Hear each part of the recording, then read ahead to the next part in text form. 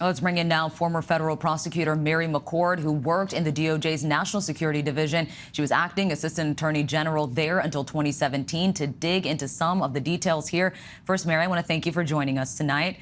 Let's get right into this. Paragraph 25, the affidavit details a letter from the National Archives to Congress about the documents and a statement from a PAC supporting Mr. Trump the same day. What's the Justice Department trying to lay out here?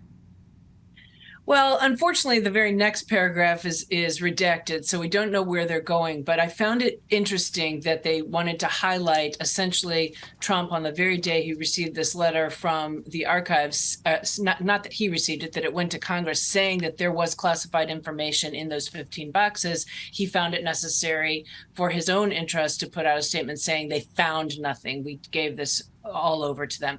And it seems to me like that is in its own is certainly not any obstruction of an investigation, but it's definitely evidence of his mindset to, again, twist the narrative like he has been doing for so many years now and just simply put out misinformation. It's quite clear there was classified information in those 15 boxes, and he basically is trying to deny that. So I think it gives us a little bit of a window into his own mindset, his own intent, and I assume that the things that follow in the redacted paragraphs will kind of expand upon that with other instances that actually get into the probable cause of obstruction of an investigation. And another section presents the judge with the argument from Mr. Trump's team that he had the power to declassify documents and names one person who says the former president had done so. Why is this important?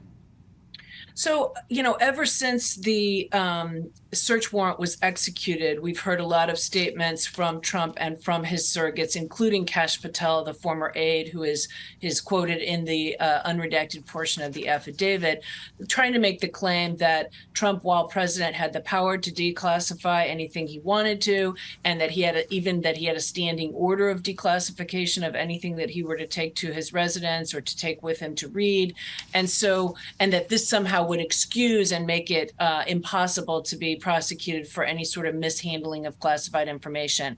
And what those two paragraphs show is that argument was presented in short form, but presented to the judge. He had the power to declassify, and then Kash Patel saying he had declassified it. Notably, the attorney, in the letter the attorney wrote, didn't say he had declassified it, didn't say anything about a standing order of declassification, but Kash Patel said he had, and the judge had that in front of him and still signed the search warrant authorizing the seizure of classified, authorizing the search and seizure of classified information. And I think it's, there's also a footnote later in the unredacted footnote that explains that classified information is not what's critical for purposes of the statute 793E that is mentioned as one of the possible crimes for which there's probable cause. And that talks about national defense information, which is certainly overlapping with, but not exactly identical to classified information. So it would not have to be classified to qualify as national defense information. Now, having said that, they usually overlap quite significantly.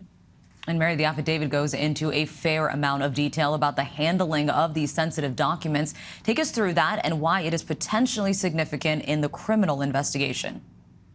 Well, it's significant to the criminal investigation because there are statutes such as 793E, which is one of the statutes denominated in this search warrant and the search warrant affidavit, because there's extensive protection of our classified information, protection of information that could cause, at the highest level, extraordinarily grave damage to our national security. And at every level of classification, it would cause some damage, right? And so they want to know where it's stored. Was it stored improperly? Who had access to it? Was it stored in areas where unauthorized people may have had access to it?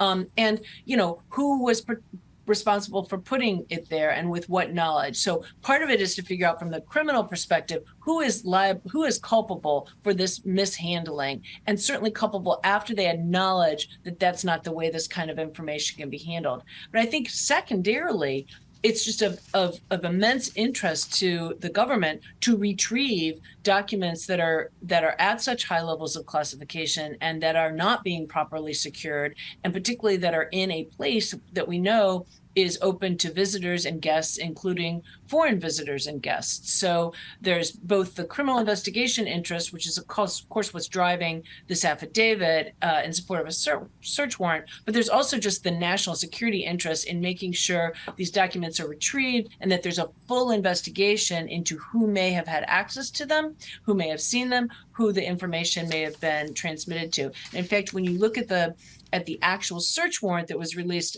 a week ago, you'll see that one of the things that they're authorized to seize and search was sort of information or communications about any transmission of the classified information. And lastly, from what both the Justice Department and the judge said about the necessary redactions, where would you say the investigation stands, and is there more to come? Well, it's clear, and I think Pierre mentioned this, that this is ongoing. There are still individuals they're looking to ascertain who may also have criminal culpability. They are still talking to witnesses, and there's a real concern expressed in this affidavit, but also in the government's motion for justifying its redactions, which was accepted by the judge. There's concerns about witness intimidation, witness tampering, and all of the kind of things that would be additional examples of obstruction. In fact, the government's motion for its redaction says that essentially if investigative steps were revealed and not redacted, that would be a roadmap for further obstruction, or not further, but for a potential obstruction of the investigation. So I think we know it's ongoing. I don't think they would have taken this step if they hadn't already obtained significant evidence of these crimes, but that doesn't mean they're ready to indict. And I agree that it could be weeks, it could be months, it could be it will never happen. All right. Former federal prosecutor Mary McCord, we thank you. Thank you. Hi, everyone. George Stephanopoulos here. Thanks for checking out the ABC News YouTube channel. If you'd like to get more videos, show highlights, and watch live event coverage, click on the right over here to subscribe to our channel. And don't forget to download the ABC News app for breaking news alerts. Thanks for watching.